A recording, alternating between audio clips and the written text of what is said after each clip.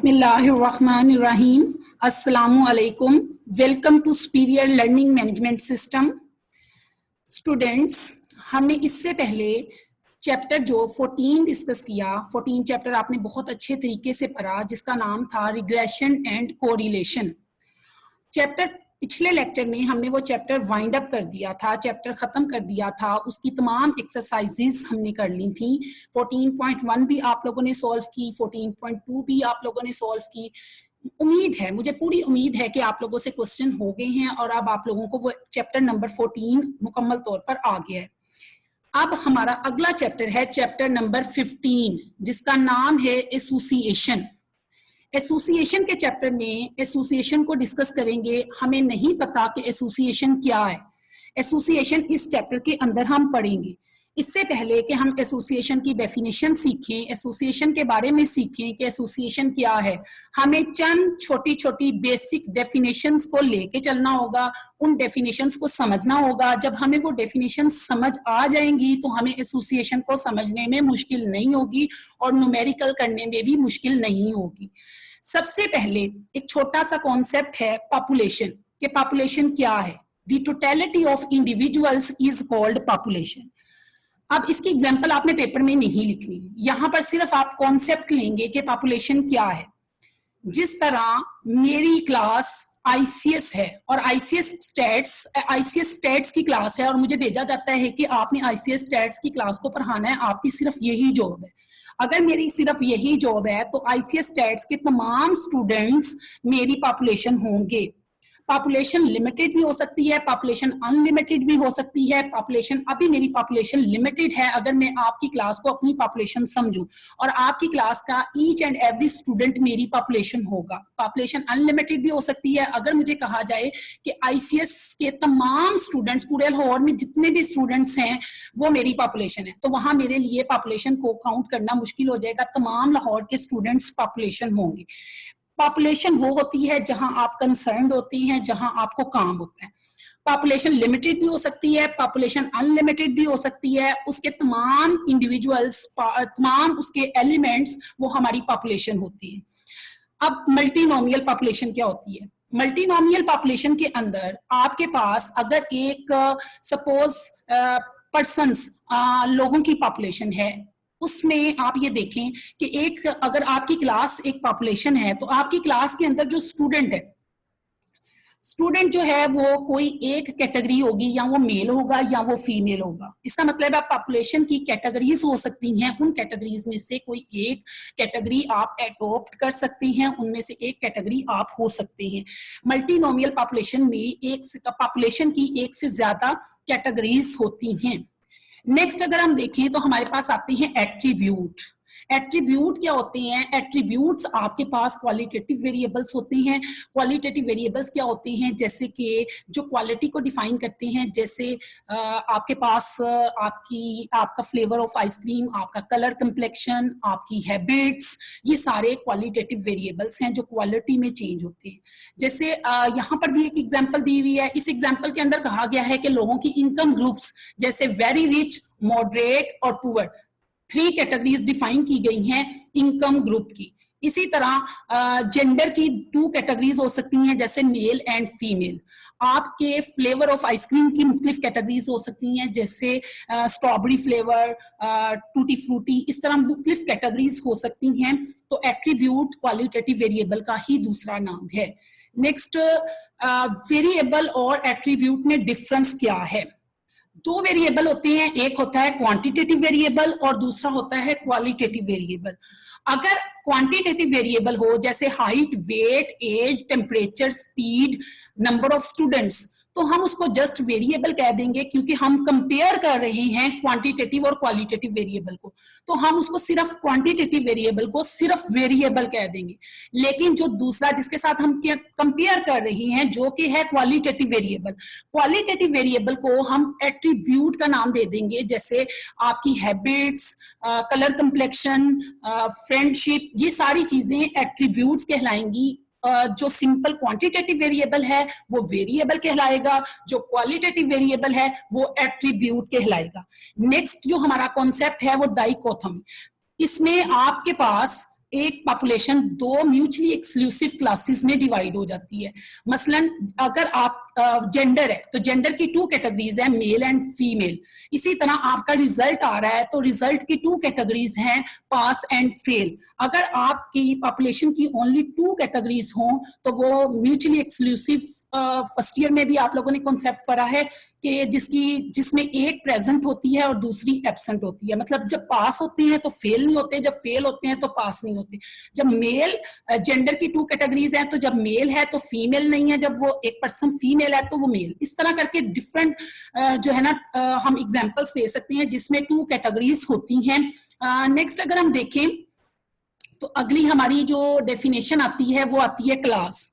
जैसे कि आपकी क्लास है और आप क्लास में जैसे आपकी आईसीएस की क्लास है और आप अपनी क्लास में बैठे हुए हैं तो आप उस टाइम पे एक ही टीचर शेयर, आप इसमें एक दूसरे के साथ एक ही टीचर शेयर कर रहे हैं, एक ही पंखा शेयर कर रही हैं, एक ही व्हाइट बोर्ड शेयर कर रही हैं, एक ही लेक्चर, एक ही टॉपिक शेयर कर रहे हैं। इट्स मीन के क्लास वो होती है जिसमें मुख्तलिफ जो उसके एलिमेंट्स हैं वो एक ही किस्म की कैरेक्टरिस्टिक या कैरेक्टरिस्टिक्स को शेयर कर रहे होते हैं। ऐसी जो ग्रुप होगा उसको क्लास कहेंगे। Class is a set of objects which are sharing a given characteristic या फिर कैरेक्टरिस्टिक्स। नेक्स्ट हम देखें तो आगे आता है क्लास फ्रीक्वेंसी।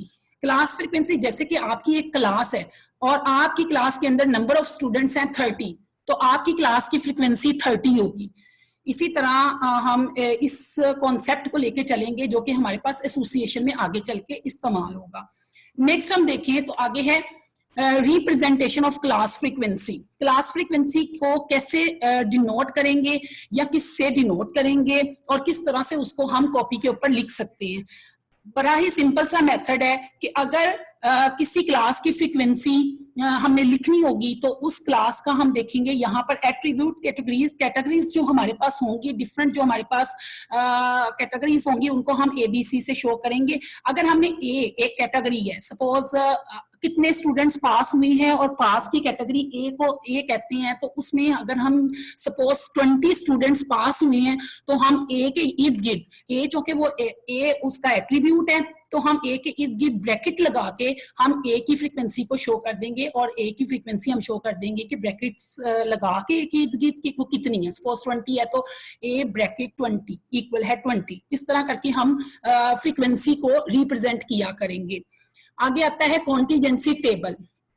कॉन्टीजेंसी टेबल एक टेबल है जिसके अंदर मुख्तलिफ रोज हैं और मुख्तलिफ कॉलम्स हैं। अगर हम रोज को R से शो कर देते हैं तो रोज R हो जाएंगी और कॉलम्स को हम C से शो कर देते हैं तो कॉलम C हो जाएंगे। टेबल में ऑलरेडी आपने फर्स्ट ईयर में पढ़ा हुआ है कि टेबल में नंबर ऑफ रोज होती हैं और नंबर ऑफ कॉलम्स होते हैं, और यहाँ पर हम कॉलम्स को C से और रोज को R से शो कर रहे हैं।